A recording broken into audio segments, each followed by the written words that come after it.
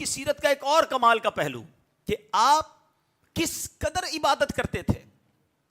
آپ کے بارے میں آتا ہے کہ حضرت شیخ محمد بن ابو الفتح فرماتے میں نے کچھ راتیں حضور غوث پاک کے خدمت میں رہا. یہ بڑی کمال کی بات ہے. ہم جیسے گناہگار لوگ ہیں نا, ہم سے لوگ جو دور سے ملتے ہیں وہ بڑی تعریف کرتے ہیں, یار ماشاءاللہ بڑے نیک, دکھتے بڑے نیک ہیں, کیونکہ ہم دکھنے میں بڑے نیک نظر آتے ہیں نا. تسبیح وسبیح ہاتھ میں ہوتی ہے, کچھ لوگوں کے ٹوپی بھی لگائی ہوئی ہوتی ہے, او یار ماشاءاللہ بڑا مسجد میں تو بڑا شریف آدمی. مجھے لوگ کہتے ہیں چلے یہ آج لائیو جا رہا ہے, مجھے کام آئے گا یہ کلپ. مجھے کئی لوگ کہتے ہیں یار حبیب بھائی وہ فلاں شخص جو ہے وہ آپ کے بیان میں آتا ہے یا آپ کے پاس نظر آتا ہے تو ہمیں رشتہ کرنا ہے, تو بندہ وہ لڑکا کیسا ہے؟ میں نے کہا یار میرے سامنے تو جتنے آتے ہیں نا بڑے شریف بن کر ہی آتے ہیں, کیونکہ مجھ سے ملتے ہی مسجد میں ٹوپی بھی لگا کر آتے ہیں, بیان بھی سن رہے ہوتے ہیں, سر بھی جھکا ہوا ہوتا ہے. اب میں کیسے پہچانوں کہ اس کے باہر کرتوت کیسے ہیں؟ تو بھائی آپ خود ہی فیملی سے چیک کر لیں. تو ہمارے ساتھ یہی مسئلہ ہے, میں بھی ایسا ہی ہوں کہ ہمیں ہمارے کوئی قریب آئے نا تو اس کو ہماری اصلیت پتہ چلے. دور سے تو سارے اچھے لگتے ہیں.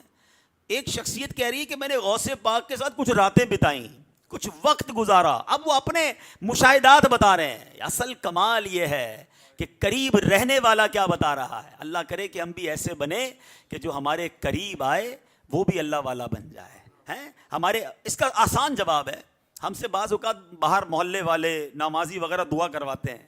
کبھی گھر والوں نے دعا کروائی کہ ماں کہے بیٹا بیٹا دعا کر دینا, بھائی کہے اب بھائی جان ذرا بیمار ہوں دعا کر دے, یا جس طرح کچھ ہمارے سے ایسے لوگ ہوں گے جن سے باہر والے دم کرواتے ہیں پانی پر.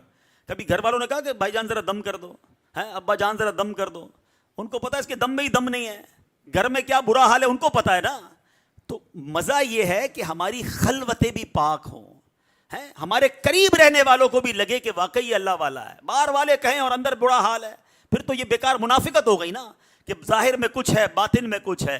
دیکھو غوث پاک کے ساتھ جس نے چند راتیں گزاری وہ کیا کہتے ہیں, کہتے میں کئی دن آپ کی خدمت میں رہا, راتوں میں میں نے آپ کا معمول یہ دیکھا کہ تہائی رات تک 1/3 غوث پاک نفل پڑھتے تھے, پھر ذکر و اذکار میں مشغول ہو جاتے تھے, پھر کچھ عرائض و وظائف پڑھتے تھے.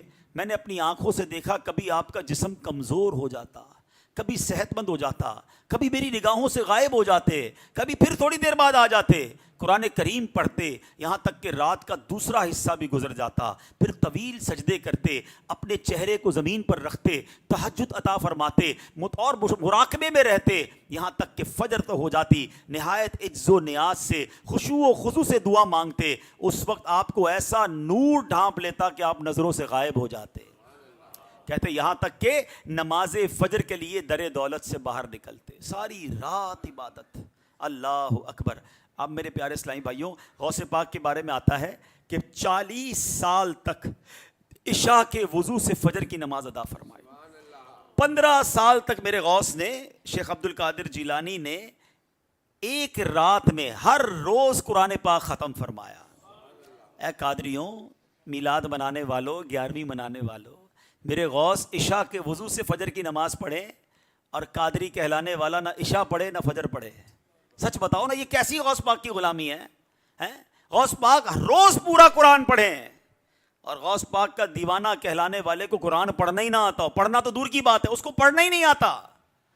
پوچھو یہ کیسی اولیاء کی محبت ہے, یہ مقام اور مرتبہ دیکھو ان کا. میں آج اسی لیے غوث پاک کی عبادات, آپ کے مجاہدات, آپ کی اللہ کی بارگاہ میں گریہ وزاری, یہ اس لیے بیان کرنے آیا ہوں کہ محبت ہم سب کو ہے غوث اعظم سے, مگر ان کے فٹ سٹیپ پر, ان کے نقش قدم پر کون چلنے کے لیے تیار ہے؟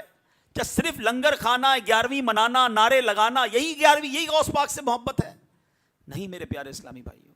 غوث اعظم شیخ عبد القادر جیلانی کی زندگی ہمیں بتاتی ہے, علم دین میں گزری ہے, ہم کتنا علم جانتے ہیں, تبلیغ دین میں گزری ہے, ہم نے دین کی کیا خدمت کی ہے, قرآن میں گزری ہے, درس میں گزری ہے, عبادات اور نفلوں میں گزری ہے.